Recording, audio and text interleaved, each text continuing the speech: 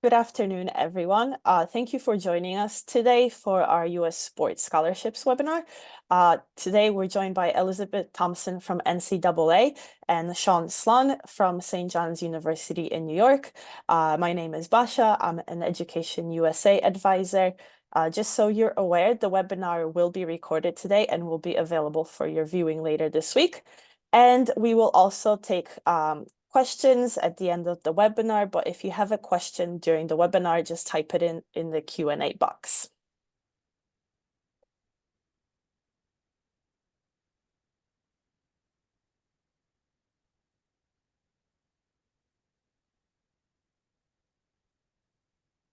So today's agenda, we'll go through the registration required for students to play sports in the USA, the core courses you need to have, what the grade point average looks like, what the recruitment process is like, how you would submit your academic records to NCAA, the resources available for you, and the recruitment process at St. John's University.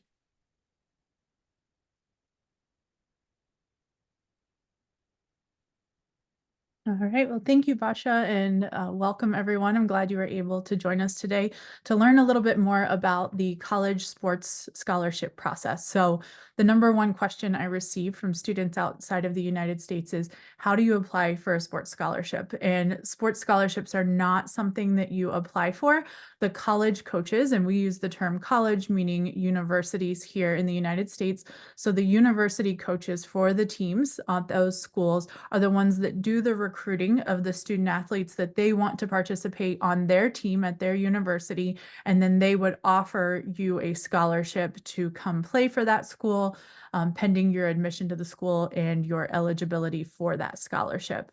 So this is just a picture that if you have smartphones, I recommend you keep those out. We'll have some QR codes and some great images for you to take pictures of today. This is just a visual that kind of explains what the college or university eligibility process looks like for an international student athlete and where it goes from the first starting line at the beginning, which is registering with the NCAA, which I will talk about, through your eligibility and what subjects you're studying in secondary school, moving that account over to a certification account, which we'll talk about, being recruited by an NCAA coach, having your documents submitted to the NCAA and to the NCAA school that you're recruiting, because that's a two-part process. Those happen separately. Again, applying to those schools, you may be offered to sign with that school a national letter of intent. That's like a financial aid agreement for 1 year pending your eligibility. So that can happen in the process. Then you'll see the 8th block there along the way is completing the core courses that you need to complete, making sure you are requesting final amateurism, which is something you do in your NCAA account the spring before you enroll at an NCAA school. Lastly, graduating from secondary school, which is obviously a requirement to attend university here, having those exam results submitted when those become available. Typically for UK students, we see that in the August time period. If you're in your A2 level or BTech level studies, getting your GCSEs submitted that you've previously completed, and being certified by the Eligibility Center. So our role here at the NCAA is to certify you academically meeting the minimum requirements as well as being an amateur in your sport, meaning you weren't paid excess amounts as a professional beyond actual and necessary expenses to compete in that sport. And then you would work with the NCAA school that you're going to attend for them to issue your I-20. That is a form that you need in order to get a student visa to come and study in the United States. So once you receive that form I-20, once your scholarship is confirmed, then you would set an appointment with the embassy or the consulate for that F1 visa. Then you would get an F1 visa. And then lastly, the finish line there is to arrive at the campus or the university in the United States, which you're hoping to compete for. And next slide. So in order to play a sport and to attend a university in the United States, there's a 3-part process. And each one of these has different requirements. So you want to make sure that you're tracking on each of these. The first being complete secondary school in your country. So obviously that either being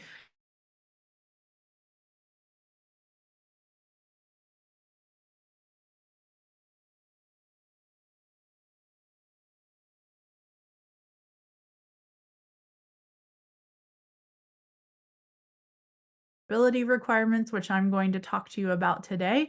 And then lastly, making sure that you apply to and meet the requirements to be admitted to the university that you're interested in. So Sean is on the webinar today, and he'll be talking to you about his university, St. John's University, and their admissions office requirements are different from the NCAA's initial eligibility requirements in order to compete for the sport. So it's important that you track on what you need to do to be admitted to that school, because each school across the United States may have different admissions requirements, and those will often vary from what the NCAA's requirements is to compete in your sport and receive your scholarship from the university. So as you go about this process of searching for a school that you want to attend, hopefully participating in a sport at that school, just make sure that you're tracking on all three of these requirements, which are separate from one another. Next slide.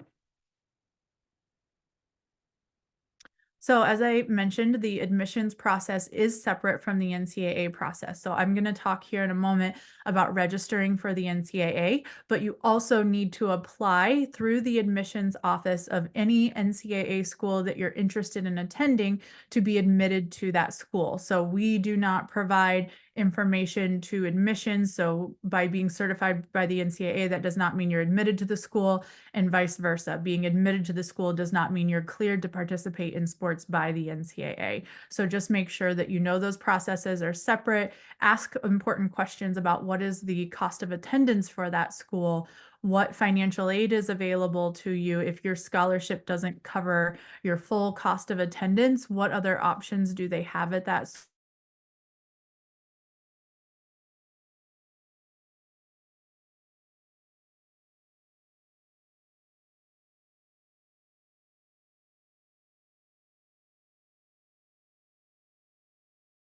Gone test optional, which means they may not require one, only if it helps your admission standard or admissions process. Some have gone back to requiring it, and some have done away with it altogether. So it's just important to check with each school. Sean can talk about what St. John's in particular requires, but if you're looking at multiple schools, that's an important question to ask in the application process.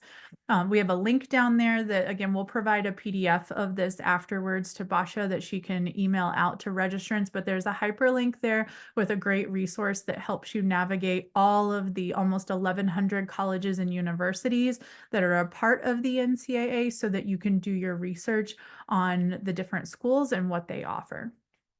Next slide. Okay, so now we're going to talk about the registration process. In order to compete for an NCAA school, you have to be certified by the NCAA, and how that process works is it starts with registration. So the first step is to go to our website, eligibilitycenter.org, and that will take you to a website that looks similar to this. Sometimes the sport in the background changes, but the overall layout is the same. You will see that orange circle in the middle that says register here. That is where you start the registration process. We recommend students sign up as young as year 9 of school. But if you're later on in secondary school, like if you're in Form 5 or if you're in your upper secondary school studies, it's not too late. This is just, again, the recommended time that we say that you should start to register is as young as year 9 in your education, or Form 3, as it's often referred to in the United Kingdom. Next slide. So there are 3 different account types. And again, registration is required in order to compete for an NCAA school. And we're going to talk briefly about each of these different account types. Next slide. The first account type is our free profile page account. Again, this is the account type that we recommend for those younger students that maybe aren't sure yet if they want to register or if they want to play an NCAA sport or come and study in the States. If you have those smartphones out, you can scan that QR code there in that first circle. That will take you right to our free profile page for registration. Again, there's no fee associated with this. This is to get you information on eligibility requirements, what you need to do to stay on track to become eligible. So that way, if you begin being recruited by an NCAA coach, then you can simply transition your account over to the certification account, which is the next account type that I'm going to talk about. Okay, so the academic and amateurism certification account. This is the account type that all students must have in order to compete for an NCAA Division 1 or 2 school. If the school ever offers to bring you over on what's called an official visit, which is where the school pays for you and up to 2 family members to come visit the university, you do have to have this account type in order to make that visit. If they're offering you a national letter of intent or a financial aid agreement, or athletic scholarship to sign with the school, which is an agreement for 1 year, you do have to have this registration account. And then again, ultimately to compete for the school and participate in those sports, you do have to have this account type. There is a one-time registration fee for international students of $160 US. Once you have this account type, you have it for life. So if you register early, this account will stay with you through the remainder of your secondary school studies, as well as throughout your time at the NCAA university. Next slide. And then lastly, our amateurism only certification account. So this is for any students that might be transferring or they're wishing to attend a Division 3 school. So if you're an international student, meaning you've studied outside of the United States and you're interested in attending an NCAA Division 3 school, you do have to be certified as an amateur. So Division 3 schools do not offer sports scholarships. They're academic or merit-based scholarships. And because of that, you don't have to be certified academically by the NCAA, but you do have to be certified as an amateur.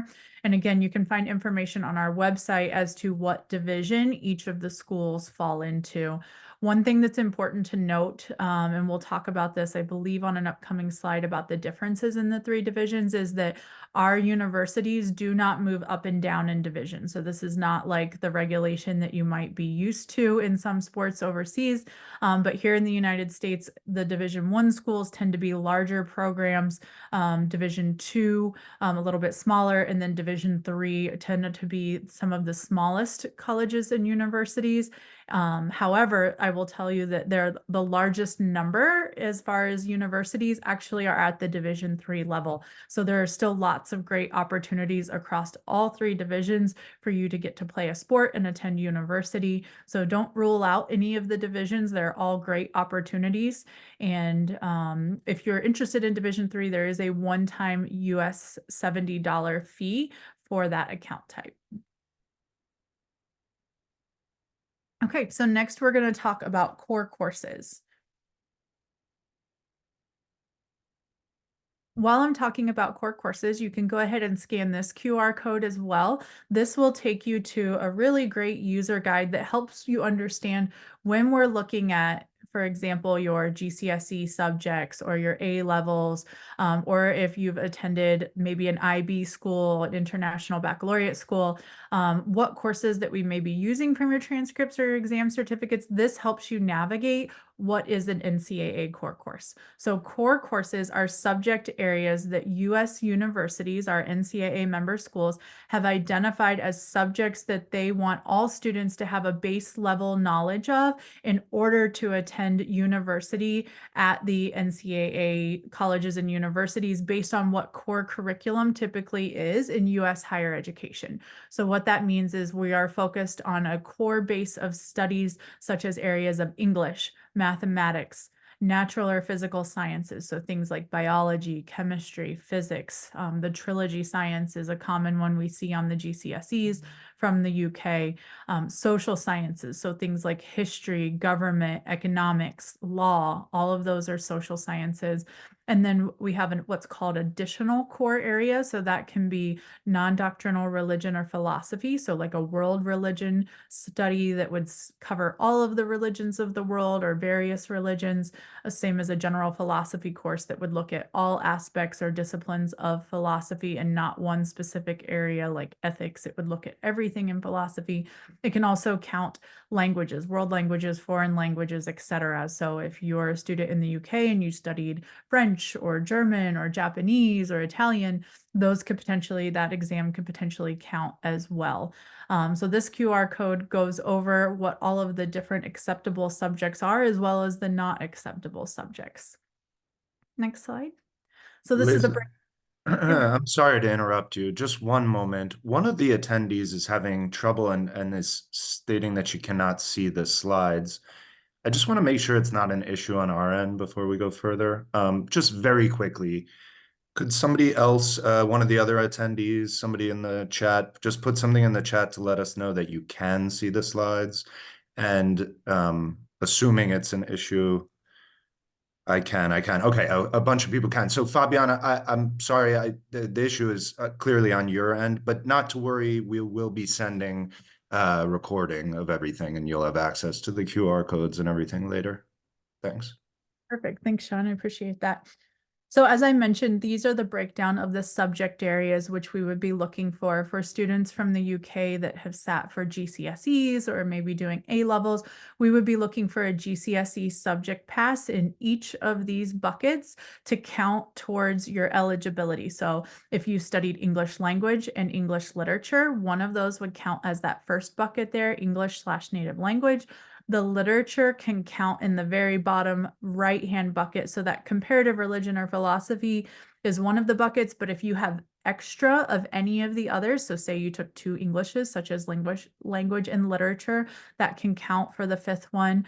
Mathematics is typically taken, again, as I mentioned, the trilogy sciences covers the sciences. So from there, you would really just need to focus and make sure that you have a social science. So a history, a government, a history, a government, civics, law. Again, you can access the course title usage guide for a full list of what counts as a social science, but essentially these are the areas that count, and we would be looking for an English, a mathematics, a science, a social science, and then 1/5 exam, which can be extra of any of the 4 I just mentioned, and it can also be a world language or a comparative religion philosophy. So this QR code will take you to our website that has country-specific resources. So if we happen to have anyone joining us from like a French school located in the UK, or as I mentioned, the International Baccalaureate program, or just as well as the United Kingdom in general, you can scan this QR code, which will take you to our website that has information on over 180 different countries and or educational systems so that you can access what are acceptable diplomas, certificates, exams, etc. in your country. What is the expected timeline for graduation? What are the grading scales? We're going to talk about grading scales. This is where you can find your country's grading scale converted to the NCAA scale for when I talk about what GPA, grade point average, you need to have in those subjects that I just mentioned in order to be eligible to compete in your sport. So when you scan that QR code, it's going to take you to this website, and in the bottom left there, you'll find the different regions of the world. If you're joining us today from Europe, obviously you would click on the Europe tab, and that would take you to a full list of countries located within Europe, as well as educational systems. That's where you would also find the International Baccalaureate information, and you can access more detailed information on your country. Okay, now we're going to talk about grade point averages and how those convert and what those requirements are.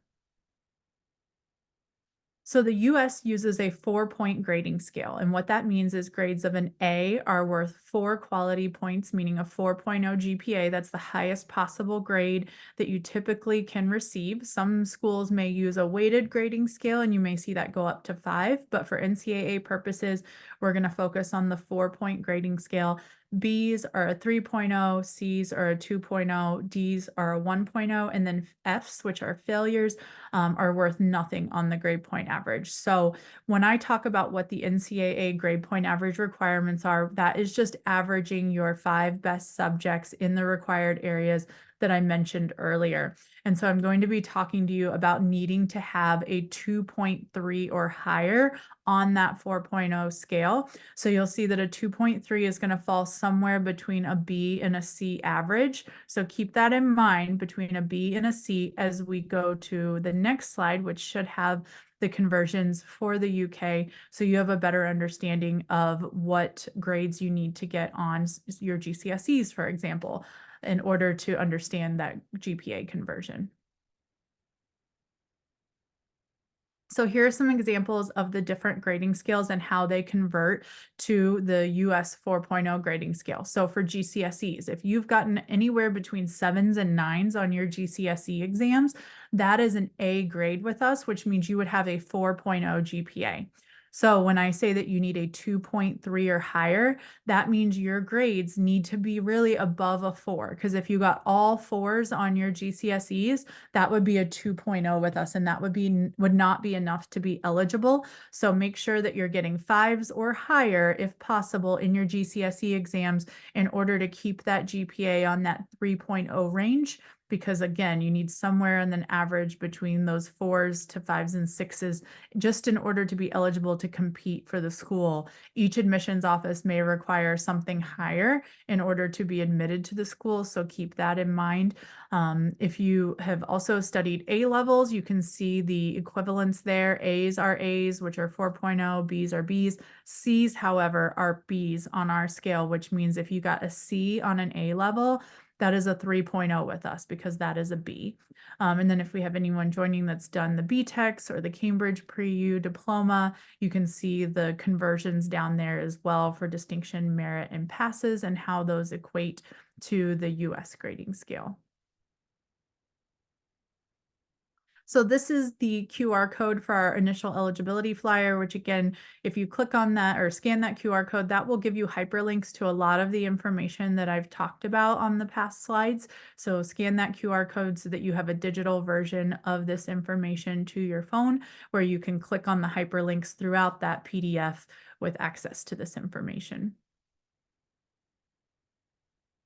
So one of the big changes that I want to focus on today are the change that's coming up on submitting academic records to the NCAA. So during COVID, we allowed, due to some of the challenges with submitting documents, we allowed students to be able to email their own academic records from the email address that you have created your NCAA account with. So if my email address was, Elizabeth Thompson at NCAA, then I could email from Elizabeth Thompson at NCAA my academic records attached to an email to the NCAA. And I have an upcoming slide that I'll show you that web address.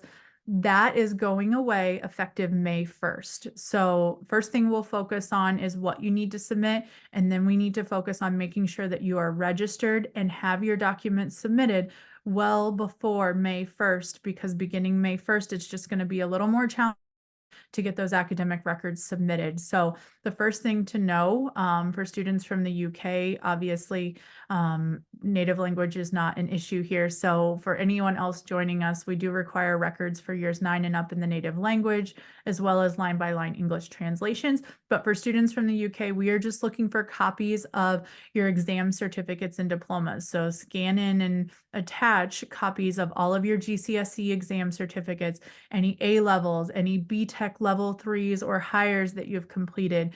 If you're potentially missing any of the subjects that I mentioned, we would also want your Form 3 or Year 9 marks. And what those are is a breakdown of the subjects that you studied in Year 9 and how you performed in those. We often hear them referred to as tutor assessments or reports, Year 9 indicators, markers. We understand that it's not super common. It's just a way to try to get you eligible if you did not study those at the GCSE level, because Year 9 is typically the last year that you might have like history and geography before you selected your GCSE subjects. You can find a full list of what documents and exam certificates are acceptable in our international guide, which you have seen in the previous QR codes, as well as the country-specific information. Below is a screenshot of what that looks like in each country web page entry, which shows you what is the acceptable form of proof of high school graduation. Again, secondary school we call high school here in the States, and then what is the expected timeline for you to complete that. Next slide. So beginning May 1st and after, these records will have to come either directly from your secondary school via their certified email address, or from the issuing body, such as Pearson, EdExcel, AQA, OCR. And we understand that that is a difficult process in order to request those directly from there. That is why I encourage anyone and everyone joining this webinar today, make sure you're registered with the NCAA as soon as possible and make sure that you're submitting your documents prior to that May 1st deadline so that you can submit them on your behalf, because once May 1st comes, it is going to be more of a challenge to submit those records, because prior to COVID, we are tied to our NCAA legislation, which are the rules the NCAA schools make. And those are going back into place effective May 1st, which says that those records must come directly from the issue in order to be considered official. If we have anyone that's attending a non-English language school, getting a certified line-by-line English translation is required. A professor of the language at the NCAA school recruiting you can do that translation, as well as your secondary school, a teacher or professor of the English language could provide that translation. They must provide a cover sheet showing that they are a translator, is a certified translator qualified to do that line-by-line English translation.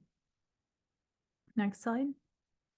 So as I mentioned, May 1st is that big changeover. So by April 30th of this year, you again want to use the email address that you create your NCAA account with, and you can attach and email those documents to ec-processing@ncaa.org. So this is for international schools to submit these records. And again, you only have until April 30th as the student athlete to submit these records. Beginning May 1st, everything emailed in has to come directly from the issuing body, such as the secondary school, ministry offices, exam boards, translation services, etc. So I highly encourage you to register at the NCAA and email in all of your academic records well enough in advance. Start doing it now. So that way, if anything is missing and we need to assign a task on your account telling you we need additional information, you have further time to get those additional records in.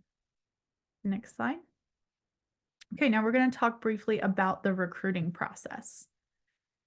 So as I mentioned, you do not apply for a sports scholarship. The coaches for the athletic team at the university is the one that does the recruiting. So by definition, all of the things that you see on the screen there are what we consider to be recruiting. So if they're calling you, if they're sending you messages on WhatsApp or emailing you, if they're sending you a direct message on social media, if they're coming to observe you at one of your sporting events or a showcase that you're participating in, if they're offering to pay for you and family to come visit their campus, they're offering you a signed financial aid agreement or a written offer or a national letter of intent, all of those things mean you are being actively recruited by an NCAA coach. That recruiting process can begin as early as year 9, but typically in most cases, it starts happening in year 11 or your GCSE year. For international students, it's sometimes a little later, so it might be after your first year of A-levels are completed.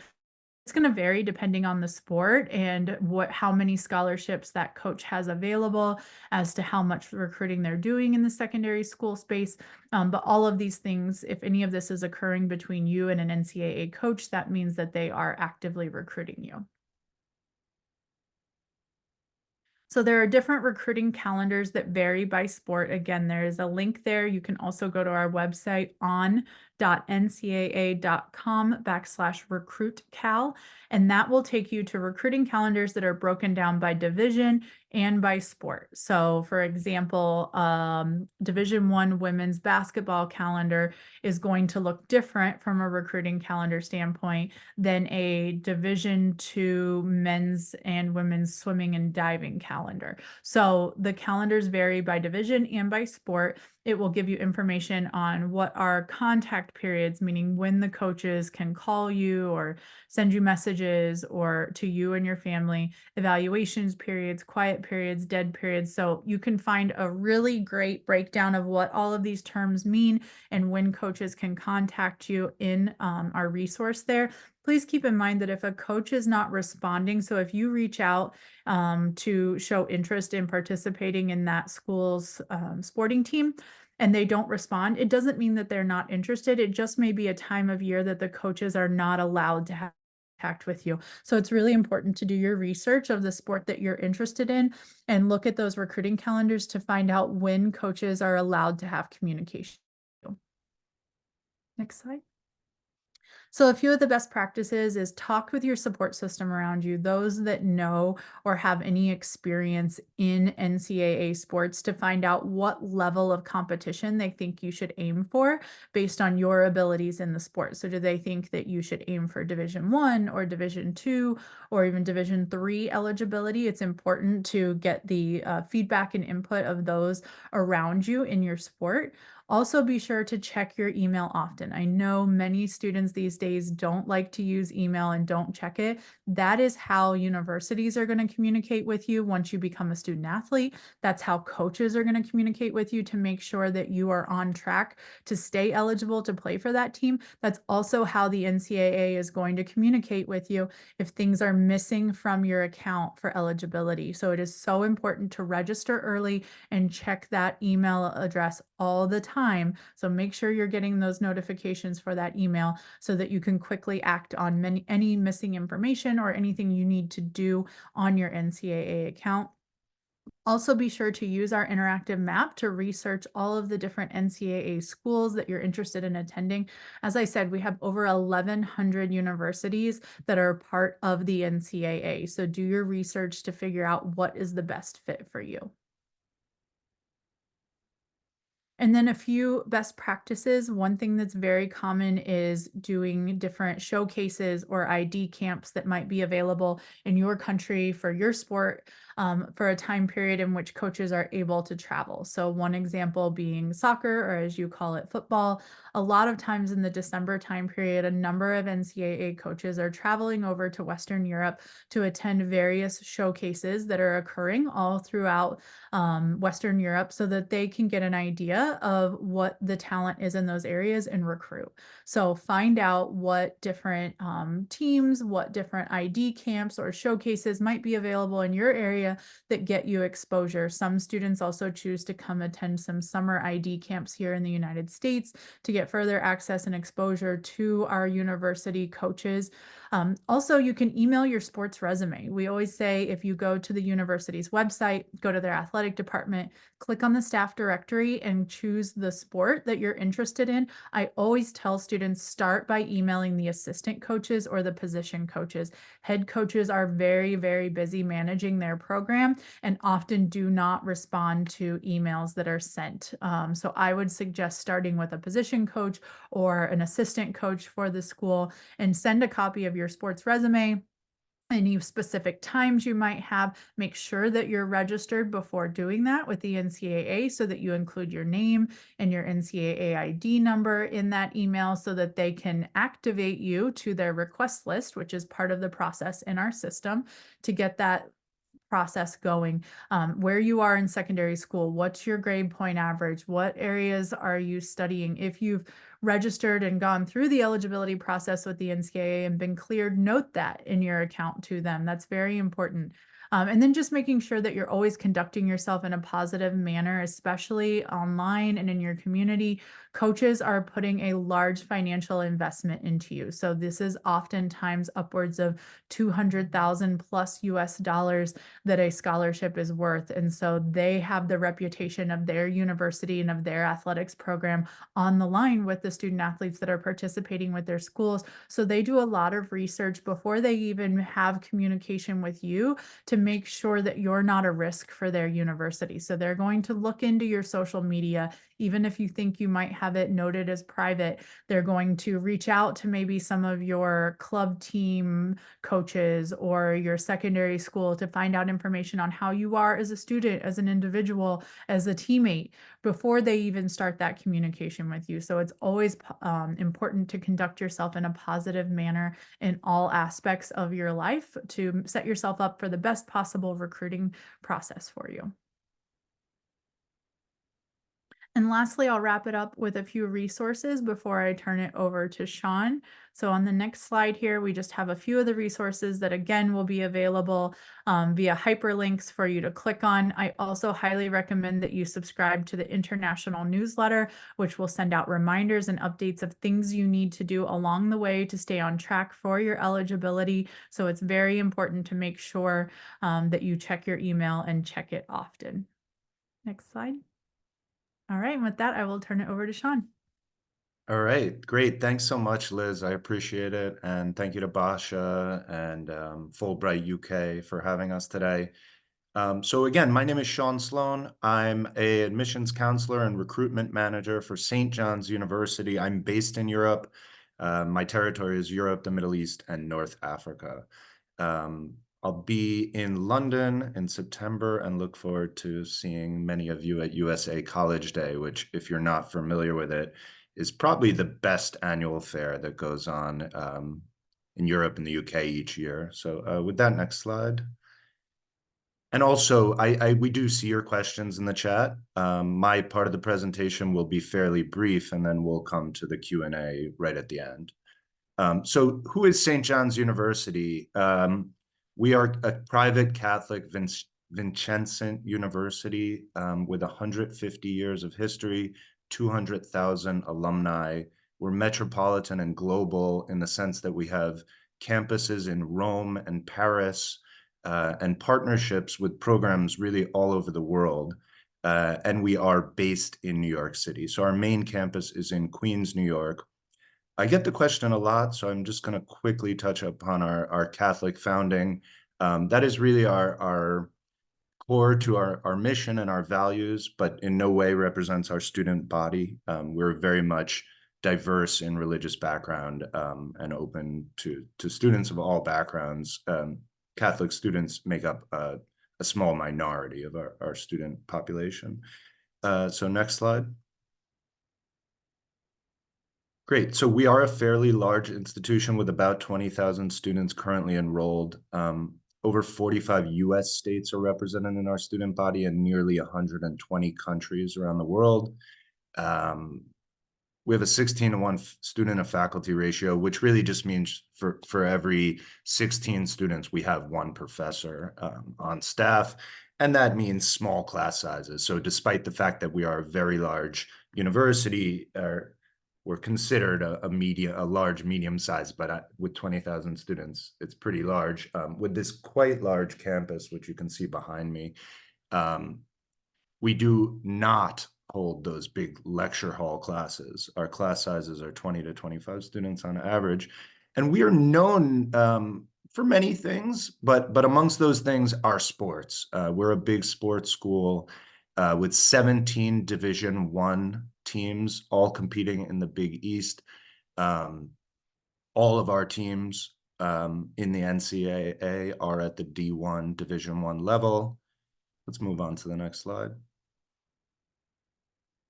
Again, we're a large university made up of 5 colleges. So we are a liberal arts university, but we're known primarily for our College of Business, our College of Professional Studies, which has a wonderful sports management program that athletes are really drawn to, and they can choose between a coaching and a business track within the sports management program. That is a full 4-year bachelor's degree in sport management.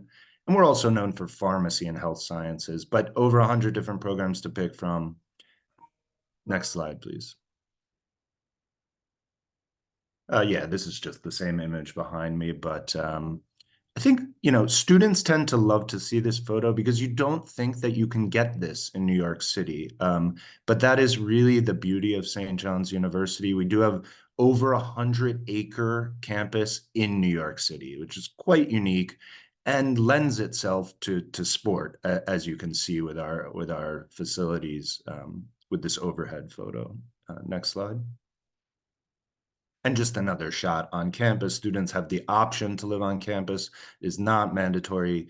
I show this also just to give you a sense of the feeling of sort of the social setting at St. John's University, where even if you're not playing for, say, our Division I team, sport is always a part of, life on campus. There are pickup basketball games, for example, and then we do also offer club and intramural sports. Next slide. So perfect. This slide lists all of our Division I teams. So they're listed here, the women's teams first, and then the men's teams. We are primarily known for our Division I men's basketball team that has been quite successful over the years. However, many of our other teams are very strong as well, and many of our other teams recruit primarily from Europe. So a few of our teams, the majority of the athletes on the team are from Europe and the UK, and tennis and, again, what we call soccer would be the best examples. But fencing as well, and many of the sports listed here, track and field as well. And then I mentioned we also have club and intramural sports. So for athletes who maybe cannot play at the Division I level, but still want to be involved in sport, we have something for everybody. The pictures on the bottom are wonderful. You'll see this is Madison Square Garden, most of these pictures. So the first and last one, at least. And that is the home of the New York Knicks, the professional New York basketball team. And that is where half of our home games are played. We take advantage of all, I don't want to say all, but most of the professional stadiums in New York City. So many of our teams are playing at least some of their home games at the pro stadiums nearby. Next slide. And we really are known as New York's team. So we are definitely the strongest Division I school in New York City. There may be one sport where there's an exception to that, but overall, we're really known as New York's team. It's a great place for athletes. Let's continue on to the next slide. So just a breakdown of all the scholarships we offer. If you just look at the last one first, every single applicant to St. John's University is automatically considered for very generous merit-based scholarship. Merit-based scholarship at St. John's is based on a student's grades from high school, and the offer will range from $15,000 to $34,000 per year. So that is an annual renewable scholarship for the full 4-year program at a minimum of $15,000 per year. The majority of admitted students are receiving scholarships in the middle to high end of that range, actually, especially international students. So before sport is even considered, just with a student applying to the university, if they're admissible and have good grades in high school, it is quite likely for a student to receive a substantial portion of the annual tuition in merit-based scholarship. Then, as Liz already explained, it's up to the student, the family, and the coach to discuss an athletic scholarship. Athletic scholarship can range all the way up to what we call full ride, which means it covers tuition, housing, and meals, sort of the full cost. And really anywhere in between. So it depends on the sport, it depends on the athlete and the coach, and it's a conversation that you should have with the coach directly once you're being recruited. The coach is going to love or like, let's say, if you've already been offered a substantial merit-based scholarship. They will work, with that merit-based scholarship to increase your scholarship total with the athletic scholarship that they have available. And then we have some other scholarships listed on here that students can apply for separately. Next slide. Okay, so yeah, that's just my brief presentation. And again, St. John's is just one of the many, many examples of over 1,000 institutions offering NCAA sports in the United States of America. It is a fantastic option for athletes who are interested in studying in New York City. This QR code can be used to register for today's event, which essentially gets you on our email list, and you would start receiving emails from us. You'll also find my email address on this slide. Please feel free to email me anytime. Thank you. That's great. Thank you very much, Elizabeth and Sean. That was great. We'll take some Q&As now. So if you guys have any questions, please type them into the Q&A box. Some have already been answered, but if you have any more, we'll just answer them now. So the first question is just wondering if an athlete can accept prize money at sporting events and still be eligible as an amateur for NCAA. Yeah, great question. So that's going to vary depending on the sport. So in a sport like tennis, there's actually a $10,000 cap that you can receive prize monies up to that amount. Anything beyond that could jeopardize your eligibility. As far as other sports go, you have to be very careful. So the NCAA rules say that you cannot be compensated beyond actual and necessary expenses to compete in that event. So if the prize money supersedes the amount that it cost you for travel, transportation, lodging, etc., to compete in that particular event, then that could jeopardize your amateur status.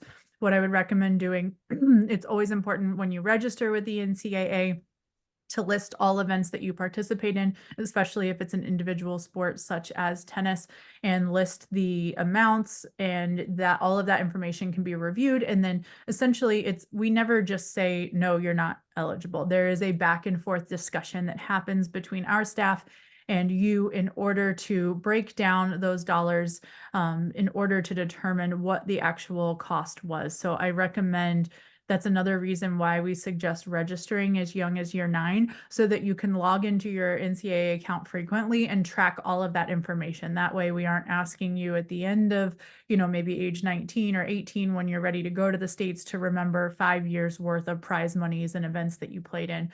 So registering early and putting that information in, that way we can have a conversation with you, email dialogue back and forth about that. Keeping track of your expenses is another important thing. So, if you have parents involved with helping you travel to and from, and you have receipts, just throw those in a folder. Keep a hold of those, a digital folder on your computer or something, hard copy.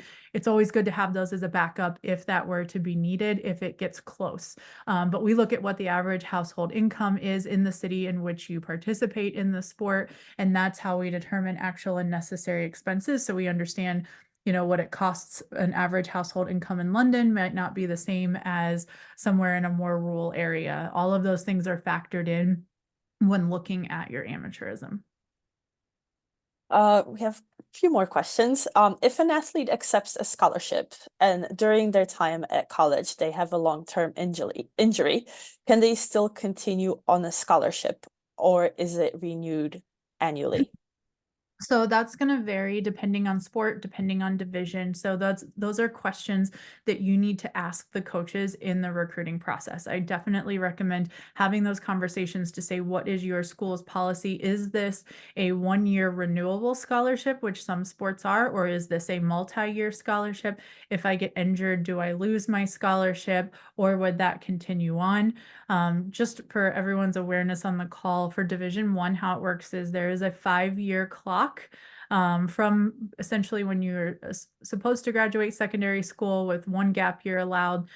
From when you enroll full-time in university, a 5-year clock starts. So imagine that first day of classes, that clock starts and it does not stop, and it runs for 5 years. Within that 5-year window of that clock, you have 4 seasons to play your sport, assuming that you go into university with full eligibility. So if something happened where you were injured during your time there, the university would have to potentially appeal for what's called like a medical redshirt year, or appeal for you to gain a season back if there was an injury that cost you 1 or more seasons.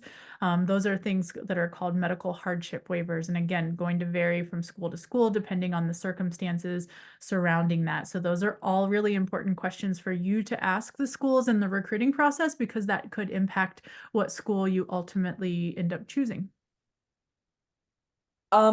Is there a conversion of the international baccalaureate exam grades to the US GPA? You have that on your website, don't you, Elizabeth? Oh, if you go to the website, and I think if you click to the next slide, Basha, past the survey one now, it'll get some more of our resources, or at least our social media. Follow us on all of the social media. We're always posting these resources as well. But if you go to the website that was in the QR code earlier and you click on the drop down list of parts of the world and you click on Europe, you'll find International Baccalaureate listed there. And that is where you're able to click on the information that has those grading scale conversions for students earning an IB diploma or the middle years diploma leading up to the IB diploma. Okay, we have a very specific question about table tennis. So I'm an international student from Europe finishing my bachelor's degree in Croatia. I'm a professional table tennis player on an international level. What is the situation with table tennis in college? I'm assuming this is in regards to eligibility. So table tennis is not currently an NCAA sponsored sport, which just means that you would not go through the NCAA process. Also keep in mind that our eligibility is based on undergraduate studies. So coming out of secondary school. So if you've already completed a bachelor degree, you might look and see if there are club teams or intramural table tennis teams at any of the schools that you're interested in. It just means that those are probably privately funded scholarships if there are some, and they're not, we don't sanction any of the events or the championships around it. So that's why they are not NCAA sponsored sports for table tennis. A couple more questions. So, hi, what an amazing presentation. My daughter is lower 6th year, so year 12, and plays for a professional soccer club in the UK as a goalkeeper. Should she apply ASAP? Is she too late? Are goalkeepers sought after? Yeah, I would say all positions in soccer are sought after for sure. It's not too late. I would say definitely get on it now, get her registered ASAP as soon as possible, and get her documents submitted before that May 1st changeover. So make sure you're getting that done this month, I would recommend. We would look again, if she's playing at the professional level, we would look to make sure that what her contract looks like, that she did not make above actual and necessary expenses in order to participate on that professional team. So being professional in itself does not rule you out of NCAA eligibility. It just depends on the amount of monies that you received as part of that contract. So those are all things that we would look at in her eligibility review process to determine if she's eligible to play at the NCAA level. Great question. I think, Sean, you might be able to answer this one. I found the financial calculator on college websites, but they don't seem very UK friendly. Lots of this will be line on your US tax return, for example, US pension documents, etc. So how can we complete a complete relevant financial read for international students or UK students? That's a good question. I don't know exactly what to tell you, but I think the easiest and best thing you can do is just to contact an admission counselor like myself, and I could give you a nice clear breakdown. You can use, I mean, it varies at all institutions, but one thing that holds true is that need-based government financial aid in the United States is only for US citizens. So if you're using a financial calculator and it's mentioning things about FAFSA or financial aid, if you're not a US citizen, you would basically ignore those pieces or take that out. But yeah, you can always email me and I could give you a clear picture of the total cost at St. John's University. Thank you. And one more question. Are there any themes with athletes becoming ineligible with NCAA when at college? So I want to make sure I'm understanding the question correctly. So the student athlete is at the NCAA school and then becomes ineligible? Like, are there themes there? Yes, I think that's the question, if they're already at a NCAA college. Yeah, I don't think there's any major themes. One thing I'd like to point out is that student athletes graduate at a higher success rate than a standard student at any NCAA college or university.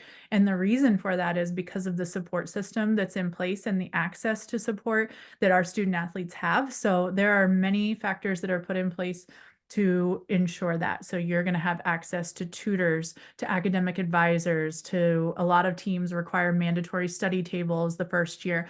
The reason for that is in order to ensure that in the time period that you get potentially a 4 or 5 year scholarship, that you're earning your university degree, or what we call a bachelor's degree typically at the end of that time, that we have different things in place for universities to ensure that they have the ability to play in the postseason. So if there's a men's basketball team that wants to play in the NCAA tournament in March and April, they have to make sure that they are maintaining progress towards degree. So what that means is after each academic year, you have to have completed a certain percentage of the degree that you're majoring in order to be able to continue on. So those, what we call PTDs, progress towards degree rates, impact that team's eligibility, their GPA, so the continued eligibility. There are certain things in place. You have to be a full-time student. You have to have, I think it's a 2.6, don't quote me on that, but there are continued eligibility. So my focus is initial eligibility coming out of secondary school, but the compliance officer in the athletic department at the university that you choose to attend is going to talk to you about what grade point average you need to maintain at their university in order to continue to be able to compete with the team. So we certify you for that first year, that freshman year, right, entering university, but then the university maintains your eligibility by making sure that graduation success rates are being met. So if there is a team that year after year students are transferring out, or they're dropping out, or they're not graduating, that's going to impact that team's ability to play in the postseason, and that impacts the coach and their job and their salary. So that is why all of the support systems are put into place to make sure that you're succeeding and doing well. So I would say any ineligibility at the college level, it's you don't hear of it as often simply because there are so many of those things in place. I hear coaches and compliance officers say all the time, like, you have to try to fail at the NCAA university level, because they are going to have their assistant coaches going around checking to make sure you're attending class. So attendance to courses and classes in the US is very different than what we see a lot of times in Europe. So if you're not traveling on the road for your sport, you're expected to be in your class. And if you miss a certain number of classes, you could be dropped from that class, which could drop you below full-time status, which could impact your visa. It could impact your eligibility to play for the team. So they're going to have a very strong support system around you to make sure that you are academically succeeding and progressing towards earning your degree while a student athlete at that university. Great, thank you. And that is a bit different than here in the UK, as the sport at the university, it doesn't have any impact on your academic progression, or the other way around, your academic progression doesn't have an impact on the sport. So as long as you're a student at a UK university, you could play sport. So that's just something, yeah, very good question, and something to keep in mind. A couple more questions, or one more question so far. Is sending a video from games or individual training and a CV to an assistant coach a good way to start the recruitment process? Yes, definitely. I always recommend for students promote yourself. So a sports resume or a CV that you send via email. A lot of students will do YouTube channels or videos where they show their abilities in their sport. I always tell students, from what I hear during my time presenting with coaches and working with coaches, they don't want to see just a highlight reel. So if you play soccer, for example, they don't want to just see a couple of hat tricks and some shots and some things that's like, wow, that's really cool. They want to see, a solid 15-20 minutes of you during play in the game. How are you hustling down the pitch? How are you performing? How are you playing defense, or whatever your position is? They want to see some extended play time and not just a highlight reel. So create a highlight reel. That's great. That's a good way to show your athletic abilities, but don't forget to just include, some standard play during a match or a game that shows your ability in the sport as a whole. Those are things that coaches often want to see when recruiting. Yeah, and we also have additional resources for how to reach out to coaches, what questions to ask, kind of how to create that sporting CV. So you can find that information on our website as well. And there's links to both NCAA and some other resources that you could use in order to kind of make that initial contact with the coaches or the schools that you might be applying to. So there's just some more information about the NCAA website for international students. But Sean and Elizabeth, thank you so much for joining us today. It was a great webinar. I learned something new, which is always great. So thank you so much. Like I said, the webinar will be available later this week. And I'll send some additional resources that you can access for NCAA as well, and information on how to contact Sean as well. Oh, we have just thank yous from the Q&A. So thank you very much, everyone. Have a good evening. Bye. Thank you. Thank you so much.